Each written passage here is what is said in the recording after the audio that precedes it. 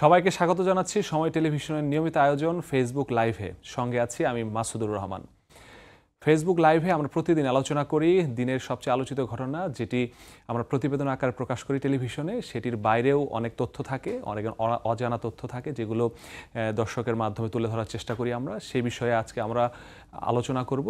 আজকের যে বিষয়টি সেটি হচ্ছে বিভিন্ন নিয়োগ পরীক্ষায় জালিয়াতির যে বিভিন্ন পন্থা, সেটি নিয়ে আমরা আলোচনা করব। সম্প্রতি মাদকদ্রব্য নিয়ন্ত্রণ অধিদপ্তর ডিএনসি, সেই ডিএনসির নিয়োগ পরীক্ষায় 17 এবং 18 গ্রেডের নিয়োগ পরীক্ষাতেও এই যে ডিজিটাল যে ডিভাইস, অত্যাধুনিক স্পাই ডিভাইস, এগুলো দিয়ে জালিয়াতির চেষ্টা করেছে একটি সংঘবদ্ধ চক্র। এবং প্রিলিমিনারি পরীক্ষায় তারা সফল হলেও লিখিত পরীক্ষায় গিয়ে তারা ডিএনসির কাছে হাতে নাতে ধরা পড়ে। সেই বিষয় নিয়ে আমাদের একটি প্রতিবেদন তৈরি করা আছে। আলোচনার শুরুতে আমরা সেই প্রতিবেদনটি দেখে আসতে চাই।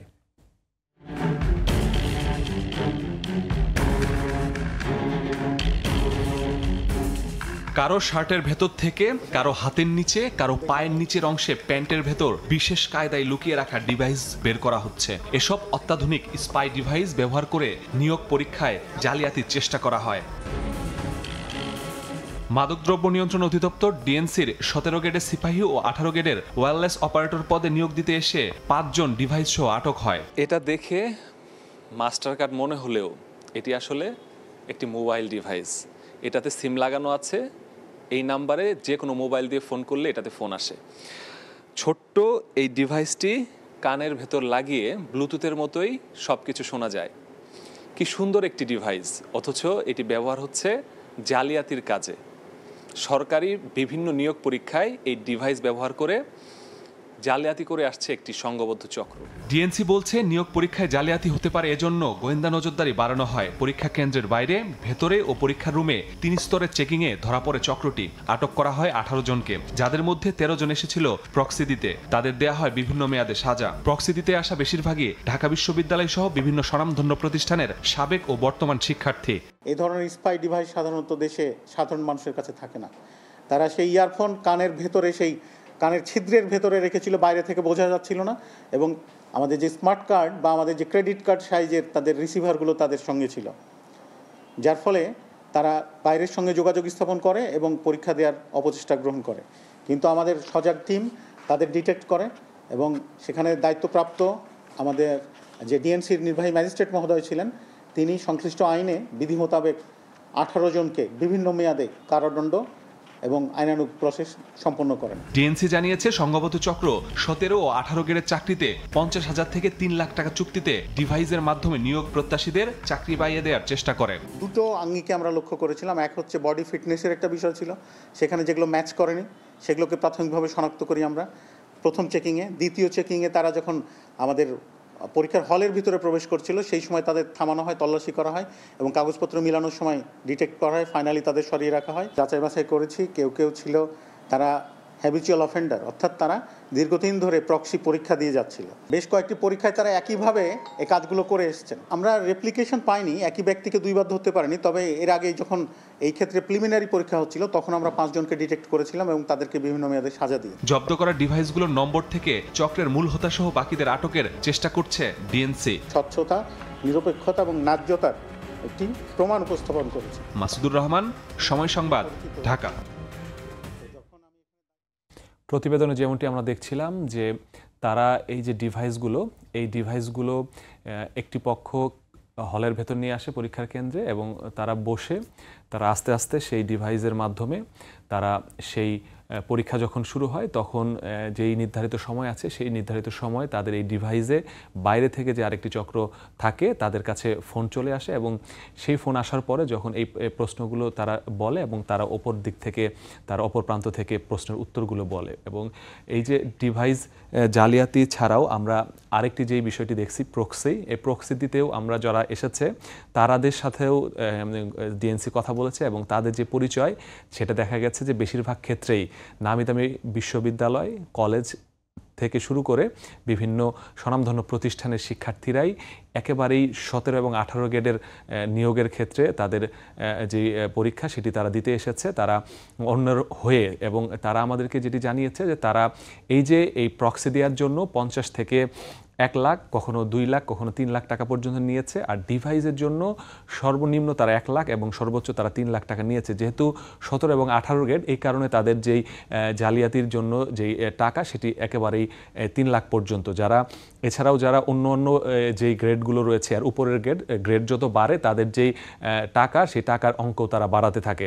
আর যেই চক্রটির কথা বারবার বলা হচ্ছে, যাদেরকে আটক করা হয়েছে তাদের জিজ্ঞাসাবাদ করে জানা যায় যে যেই বিশ্ববিদ্যালয়গুলোর নাম এসেছে সেই বিশ্ববিদ্যালয়গুলোর সাবেক যে শিক্ষার্থীগুলো রয়েছে এবং বর্তমান শিক্ষার্থী আছে এমনও পাওয়া গেছে। ঢাকা বিশ্ববিদ্যালয়ের 3 জন শিক্ষার্থী পাওয়া গেছে যারা এখনও ঢাকা বিশ্ববিদ্যালয়ে পড়ালেখা করছে। আরও বাকি যে 2 জনকে পাওয়া গেছে তারা ঢাকা বিশ্ববিদ্যালয়ের সাবেক শিক্ষার্থী। তারা সদ্য ঢাকা বিশ্ববিদ্যালয়ের পড়ালেখা শেষ করে তারা বিভিন্ন চাকরির নিয়োগের জন্য নিজেরাই ট্রাই করছে এবং তারা এই যে ছোট গ্রেডের যেসব গ্রেডে তারা টাকার বিনিময়ে তারা এই চাকরিগুলো দেওয়ার জন্য তারা আসলে এ ধরনের বিভিন্ন চক্রের সাথে তারা জড়িয়ে গিয়েছে। এবং যেই 5টি ডিভাইস উদ্ধার করা হয়েছে, এই 5টি ডিভাইসের যে প্রত্যেকটি ডিভাইস যেহেতু মোবাইল ফোনের মতো এবং এগুলোতে সিম রয়েছে এবং এই প্রত্যেকটি সিমে এক একটি নাম্বার রয়েছে এবং এই নাম্বারগুলো কারা ব্যবহার করতো, কাদের নামে রেজিস্ট্রেশন হয়েছে, সেইগুলো যাচাই বাছাই করে সেটি অ্যানালাইসিস করে ডিএনসি যে গোয়েন্দা টিম রয়েছে তারা কাজ করছে এবং সংঘবদ্ধ যে টিমটি রয়েছে তাদের গ্রেপ্তারের জন্য তাদের সেই চেষ্টা তারা অব্যাহত রেখেছে।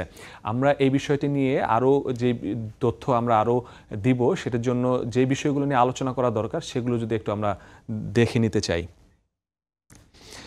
যেই জালিয়াতিটি তারা করেছে, এখানে যে ডিভাইসটি ব্যবহার করেছে সেই ডিভাইস সম্পর্কে একটু বলতে চাই যে স্পাই ডিভাইসটি সাধারণত সচরাচর সব জায়গায় পাওয়া যায় না। বিশেষ করে বাইরের যে সকল অনলাইন সাইটগুলো রয়েছে, বিশেষ করে অ্যামাজন এই টাইপের সাইট যেগুলো রয়েছে সেই সাইট থেকে তারা অর্ডার দিয়ে তারা এই স্পাই ডিভাইসগুলো তারা সংগ্রহ করে এবং এগুলো সংগ্রহ করে তারপরে তারা বিভিন্ন কাজে ব্যবহার করে।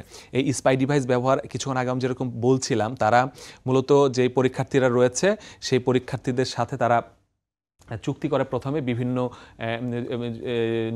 নিচের পদের যে 17-18 থেকে শুরু করে এই সকল গ্রেডের যে সকল পরীক্ষা হয়, যেখানে পরীক্ষা হতে পারে, যারা পরীক্ষার্থী তাদের সাথে তারা প্রথমে যোগাযোগ করে এবং যোগাযোগ করে তাদেরকে নির্ভয় দেওয়া হয় যে তারা টাকা দিলেই তাদের এইসব ডিভাইসের মাধ্যমে খুব সহজে তাদের চাকরি পাইয়ে দিবে এবং পন্থাগুলো তাদেরকে বিভিন্ন নিয়ে গিয়ে ঢাকার বিভিন্ন জায়গায়, বেশিরভাগ চক্রের সদস্যরা ঢাকার বাইরে থেকে হলেও যখন পরীক্ষা হয় তখন তারা ঢাকায় আসে এবং একটি ফ্ল্যাট তারা সাময়িকভাবে 1-2 মাসের জন্য ভাড়া নেয় এবং সেখানে তারা উঠে এই যে যারা পরীক্ষার্থী আটক হয়েছে এই সকল পরীক্ষার্থীদের তারা সেটি প্র্যাকটিস করায় যে কিভাবে আসলে তারা পরীক্ষা দিবে এবং কিভাবে এই যে পুরো প্রক্রিয়াটি তারা দেখায়। এবং যখন পরীক্ষার হলে ঢোকে তখন তাদের ফোন আসে এবং তারা সেই ডিভাইসটি, আমরা দেখেছি বিভিন্ন ভিডিওতেই, তারা একজন বিভিন্ন জায়গায় কৌশল লুকিয়ে রেখেছিল।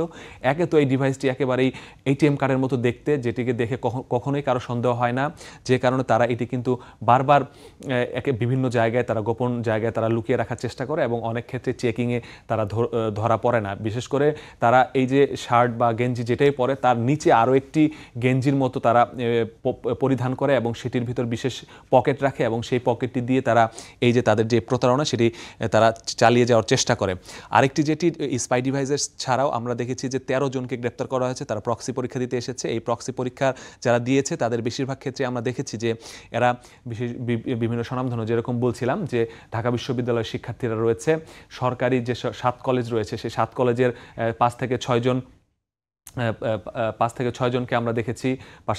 তারপর আমরা দেখেছি যে বিভিন্ন ন্যাশনাল ইউনিভার্সিটির যারা শিক্ষার্থী তাদেরকেও আমরা দেখেছি তারা এই যে তাদের এই জালিয়াতি তারা সেটি আয়ত্ত করার চেষ্টা করেছে। এছাড়াও আমরা এর আগেও আমরা এই বিষয়টি নিয়ে কথা বলার চেষ্টা করেছিলাম যে অনেক সময় দেখেছি যে আগে এই ধরনের নিয়োগ পরীক্ষা প্রশ্ন ফাঁস হয়ে যেত, এখন প্রশ্ন ফাঁসের যে ঘটনাগুলো সেগুলো আমাদের কাছে কম আসলেও আস্তে আস্তে আমরা দেখি যে এটা আসলে আস্তে আস্তে অনেক বেশি বেড়ে যাচ্ছিল এক সময়। পরবর্তীতে আইন শৃঙ্খলা বাহিনী থেকে শুরু করে যারা প্রশ্নপত্র বা যারা নিয়োগের সাথে জড়িত তারা অনেক বেশি তৎপর হওয়ার কারণে এই যেই প্রতারণাগুলো বা যেই প্রশ্ন ফাঁস সেটি কমে আসলেও এখন যেটি বেড়েছে এবং গলার কাটা হয়ে দাঁড়িয়েছে সবার প্রক্সি পরীক্ষা এবং এই যে ডিভাইসের মাধ্যমে জালিয়াতি, এটি কিন্তু এখনও তারা নিয়ন্ত্রণ করতে পারেনি, যে কারণে এটি বিভিন্নভাবে বিভিন্ন সময় তারা চেষ্টা করে। আরেকটি বিষয় যেটি তারা বলেছে যে এই যে চক্রকে তারা কিভাবে ধরলো সেই বিষয়ে আমাদেরকে বলেছে। তারা বলেছে যে তাদের গোয়েন্দা নজরদারি তারা তারা বাড়িয়েছিল এবং বিশেষ যে চেকিং, তাদের সেই বিশেষ চেকিংয়ের বিষয়টি তারা বারবার বলেছে। তারা বলেছে যে যেই কেন্দ্রগুলোতে পরীক্ষা হয়েছে সেই কেন্দ্রগুলোর বাইরে তারা আগেই গোয়েন্দা তথ্য ছিল যে এরকম ডিভাইসের মাধ্যমে বা প্রক্সি পরীক্ষা দিতে পারে। এই তথ্যগুলো যখন তারা জানার পর বিভিন্ন যে তাদের কেন্দ্রগুলো রয়েছে সেই কেন্দ্রের সামনে তাদের যে প্রতিনিধি সেগুলো তারা নিয়োগ দেয় এবং গোয়েন্দা দলের সদস্যরা সেখানে অপেক্ষা করে। এরপর যে চেকিংয়ের কথা তারা বলেছে সেই চেকিংটি হচ্ছে যে কেন্দ্রের বাইরে যখন তারা প্রবেশ করতে গিয়েছে, বাইরের গেট, সেই গেটে একবার তাদেরকে তল্লাশি করা হয়েছে, এরপর কেন্দ্রের ভেতরে তাদেরকে একবার চেক করা হয়েছে এবং পরীক্ষাতে বসার আগ মুহূর্তে ঠিক সেই মুহূর্তেও তাদেরকে চেকিং করা হয়েছে। 3 স্তরে তারা চেকিং করে তারা এই বিষয়টি তাদেরকে সামনে আইনের আওতায় আনতে তারা সক্ষম হয়েছে। আর যে চুক্তির কথা বলেছিলাম এর আগে, যে 1 থেকে 3 লাখ টাকা চুক্তি হয় যারা ডিজিটাল ডিভাইসের মাধ্যমে জালিয়াতি করে, আর ডিভাইসের নম্বর ধরে তদন্ত। যেই ডিভাইসগুলো উদ্ধার হয়েছে 5টি ডিভাইস, সেই সিমগুলোর তথ্য ইতিমধ্যে ডিএনসির পক্ষ থেকে সেটিগুলো সিরিয়াল আনা হয়েছে এবং এই সিরিয়াল এনে বা এটি কার নামে রেজিস্ট্রেশন, এই বিষয়গুলো তথ্য যাচাই বাছাই করে যেই পরীক্ষার্থীরা এখানে গ্রেপ্তার হয়েছে তাদের সাথে তাদের যে মোবাইল নম্বরগুলো ছিল সেই মোবাইল নাম্বারের সাথে যেই মোবাইল নাম্বারগুলো উদ্ধার হয়েছে সেগুলো অ্যানালাইসিস করে যারা জড়িত তাদের গ্রেপ্তারের জন্য ডিএনসির একাধিক টিম কাজ করছে বলে আমাদেরকে জানিয়েছেন। আর আরেকটি বিষয় যেটি রয়েছে যে সংঘবদ্ধ চক্রের নামে প্রতিষ্ঠানের শিক্ষার্থী, এবং এই যে প্রক্সি পরীক্ষায় তো ঢাকা বিশ্ববিদ্যালয়ের সব বিভিন্ন প্রতিষ্ঠানের শিক্ষার্থী রয়েছে, যারা আড়ালে রয়েছে তারাও কিন্তু বিভিন্ন নামি দামি যেই শিক্ষার্থী, সেই শিক্ষার্থীও কিন্তু তারা আমরা দেখেছি যে যেই পরীক্ষাটি তারা দিবে সেই পরীক্ষা সমাধান করার জন্য যেহেতু ডিভাইসের মাধ্যমে তারা প্রশ্নটি বলছে শুধুমাত্র, সেই প্রশ্নের উত্তর অপর প্রান্ত থেকে যারা দিচ্ছে তারাও কিন্তু বিভিন্ন স্বনামধন্য বিশ্ববিদ্যালয়ের শিক্ষার্থী, পাশাপাশি বিভিন্ন চাকরিতে এখন রয়েছে যারা এই সকল পরীক্ষা তারা দিয়ে উত্তীর্ণ হয়েছে। সে ধরনের লোকজনও আমরা দেখেছি যে এই পরীক্ষায় তারা অংশগ্রহণ করেছে এবং এদের যে জালিয়াতির মাধ্যমে এই চেষ্টাটি তারা করেছে। তো ডিএনসির পক্ষ থেকে বলেছে তাদের যে পরীক্ষাগুলো এখন পর্যন্ত হয়েছে প্রত্যেকটি পরীক্ষাটিতে এরকম বিভিন্ন ধরনের চেষ্টা করা হয়েছে জালিয়াতির এবং প্রক্সি পরীক্ষা দেওয়ার। তারা এর আগেও বলেছে এর আগে আরও 2টি পরীক্ষা হয়েছিল, সেই 2টি পরীক্ষাতেও তারা দেখে 5জন করে তারা গ্রেফতার করেছে এবং যখনই তাদের নিয়োগ পরীক্ষা হয় তারা চেষ্টা করে যে দিনের ফল দিনেই প্রকাশ করার, এবং এই পরীক্ষার ক্ষেত্রেও যেদিন পরীক্ষা হয়েছে সেদিনই তারা তাদের যে রেজাল্ট সেটি তারা পাবলিশ করার চেষ্টা করেছে। এ কারণে তারা যেটি বলেছে তারা চায় যে স্বচ্ছতা এবং জবাবদিহিতার মাধ্যমে যাতে কেউই আসলে কোনো ধরনের বঞ্চিত না হয় এবং কোনোভাবেই যাতে কোনো ধরনের প্রতারণার শিকার না হয় সেটি নিশ্চিত করার জন্য তারা বারবারও বলেছে যে এই বিষয়গুলো নিশ্চিত করার জন্য তারা বারবারও চেষ্টা করেছে এবং যতদূর সম্ভব যতদূর চেষ্টা করেছে স্বচ্ছতার মাধ্যমেই তারা এই নিয়োগ পরীক্ষাগুলো সম্পন্ন করার চেষ্টা করেছে। আর তারা বলেছে যে এই পরীক্ষার জন্য মাত্র 130 টাকা তাদের যেই ফর্মটি পূরণ করতে হয়েছিল সেই 130 টাকা দিয়ে যারা চাকরি পেয়েছে, যে কয়টি পদ ছিল তারা সেই 130 টাকা খরচ করেই কিন্তু তারা চাকরি পেয়েছে। আর যারা বড় বেশি টাকা খরচ করে এই চাকরির জন্য জালিয়াতির আশ্রয় নিয়েছিল তারা কিন্তু এখন বিভিন্ন মেয়াদে জেল খাটছে। অর্থাৎ ডিএনসির পক্ষ থেকে পরিষ্কার, পাশাপাশি অন্যান্য যারা নিয়োগ পরীক্ষা নেয়, অন্যান্য সরকারি প্রতিষ্ঠান যারা রয়েছে সবাই এটিই বলেছে যে নিয়োগ পরীক্ষায় যদি জালিয়াতির চেষ্টা করা হয় হয়তোবা অনেকেই প্রিলিমিনারি, রিটেন বা ভাইবা পর্যন্ত পাশ করলেও অনেক সময় তার দেখা যায় এ ধরনের তথ্য আসলে তারা চাকরি হওয়ার পরেও তারা সেটি বাতিল করেছে, এমন রেকর্ডও তাদের রয়েছে। তো এই বিষয়গুলো নিয়ে বারবার তারা সতর্ক করেছে যে টাকা নষ্ট করে বিভিন্ন জালিয়াতি চক্র বা সংঘবদ্ধ চক্রের খপ্পরে না পড়ে তারা যাতে যারাই পরীক্ষা দিতে আসে তারা সেই রকম প্রিপারেশন নিয়ে যাতে সঠিক পদ্ধতিতেই যাতে তারা পরীক্ষা দেয় এবং এখানে কোনো ধরনের নিয়োগ বাণিজ্য থেকে তারা বেরিয়ে এসেছে বলে তারা দাবি করেছে এবং যারা আসলেই পরীক্ষা দিয়ে উত্তীর্ণ হচ্ছে তারাই চাকরি পাচ্ছে বলে তারা আশ্বস্ত করেছে।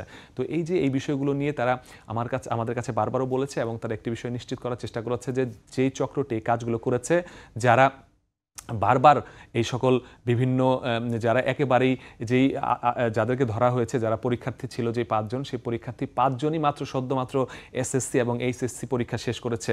এরা একেবারেই স্টুডেন্ট জীবন মানে একটা মাধ্যমিক উচ্চ মাধ্যমিক পরীক্ষা শেষ করে কেবল তারা একটা চাকরির জন্য এসেছিল, তাদের এসে এই যে জালিয়াতি চক্রের কারণে তাদের জেল খাটতে হচ্ছে এবং পরিবার যারা রয়েছে তাদেরও বিপদে পড়তে হচ্ছে, যারা পরীক্ষার্থী তাদেরও বিপদে পড়তে হচ্ছে। এই চাকরি না হলে হয়তোবা সে সামনে আরও বিভিন্ন পরীক্ষা দিয়ে সামনে জীবন হয়তো বা আলোকিত হতে পারত, কিন্তু এরকম একটি জালিয়াতির আশ্রয় নেওয়ার কারণে তার যে নিজের জীবনে অন্ধকার নেমে এসেছে, পাশাপাশি পরিবারের জীবনে অন্ধকার নেমে এসেছে। অর্থাৎ জালিয়াতি চক্রের যারাই সাহায্য নেবে তাদেরই আসলে আলটিমেটলি শেষ পর্যন্ত তাদেরকে বিপদেই পড়তে হবে। তাই তারা সতর্ক করেছে যে কোনোভাবেই যাতে এ ধরনের জালিয়াতি থেকে তারা যাতে চক্রের খপ্পরে না পড়ে এবং সঠিক পদ্ধতিতে সঠিক পন্থায় নিয়োগ পরীক্ষা দিয়ে তারা যাতে চাকরিতে আসার জন্য চেষ্টা করে। তো আজকের মতো এখান থেকে আমরা বিদায় নিচ্ছি। সামনে আরও নতুন বিষয় নিয়ে আবারও আলোচনায় করব। আজকের মতো এখানেই বিদায় নিচ্ছি। সঙ্গে থাকুন সময়ের।